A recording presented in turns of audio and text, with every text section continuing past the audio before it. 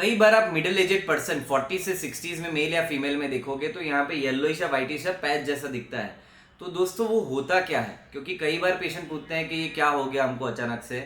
तो ये जो चीज़ है आप देखोगे तो most of the person may भी थोड़े थिक हो सकते हैं या खराब लाइफस्टाइल की निशानी होती है। इसको ज़ेंथेलेस्मा बोलते हैं। ज़ेंथेलेस्मा होता है, उसको कोलेस्ट्रॉल डिपॉजिट्स होती है आईलिड पे, उसको ज़ेंथेलेस्मा बोलते हैं। अभी ज़ेंथेलेस्मा आप कितना भी करोगे वो कभी भी एक बार हो गया तो वो निकलता नहीं है। इनिशियली स्टार्ट होता है, वो छोटा होता है, फिर वो साइज में बढ़ता है।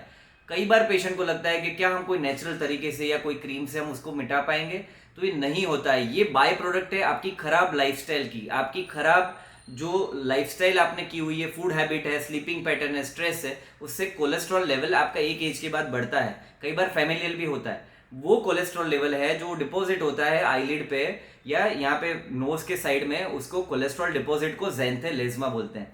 ज़ेंथेलेस्मा कभी भी कोई दवाई से वो निकलता नहीं है। कोलेस्ट्रॉल को रिड्यूस करना या कोलेस्ट्रॉल को कंट्रोल करना बहुत जरूरी होता है। कई पेशेंट को कोलेस्ट्रॉल नॉर्मल होता है तो भी ये चीज होती है, तो ब्लड में कोलेस्ट्रॉल नहीं पाया जाता पर उसके अंदर कोलेस्ट्रॉल थोड़ा डिपॉजिट होना शुरू हो गया है, जिसके कारण ये होता है। तो उसकी पहली और आखिरी जो ट्रीटमेंट है वो तो लाइफस्टाइल होता है कि भाई टाइम से खाओ, टाइम से सो, एक्सरसाइज, मेडिटेशन, फूड कंट्रोल, ये सब चीजें जरूरी होती है ज़ेंथेलेस्मा की ट्रीटमेंट के लिए।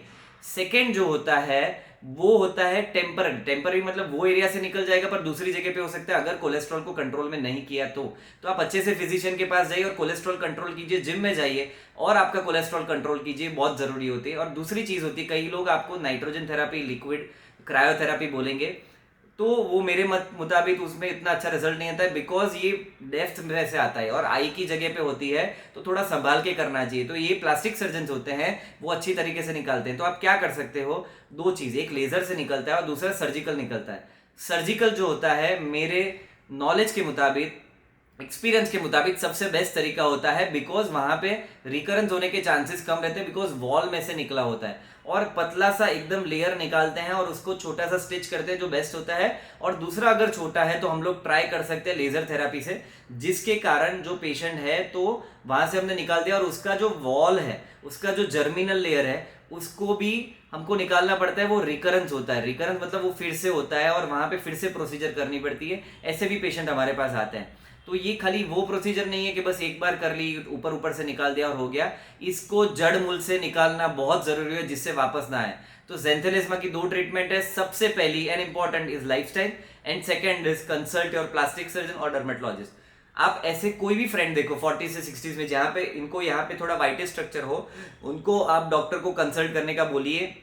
वो इसकी ट्रीटमेंट करे कि ना करे, कोलेस्ट्रॉल को चेक करना जरूरी है, अदरवाइज आगे जाके उनको हार्ट के और आगे की बीमारी हो सकती है। तो दोस्तों ये जो वीडियोस है ये उनको शेयर कर सकते हो, जिसको येलोइश ये आप पैच देख रहे हो, जिससे उनको नॉलेज मिले और उनकी लाइफ में भी एक बदलाव आए। हमारे चैनल को सब्सक्राइब कर सकते हो, जिससे हम लोग मैक्सिमम नॉलेज आपको नॉन कमर्शियल तरीके से हम आपको समझा पाए और आपके साथ कभी भी गलत ना हो, वो हमारा एक उद्देश्य है। Thank you so much friends.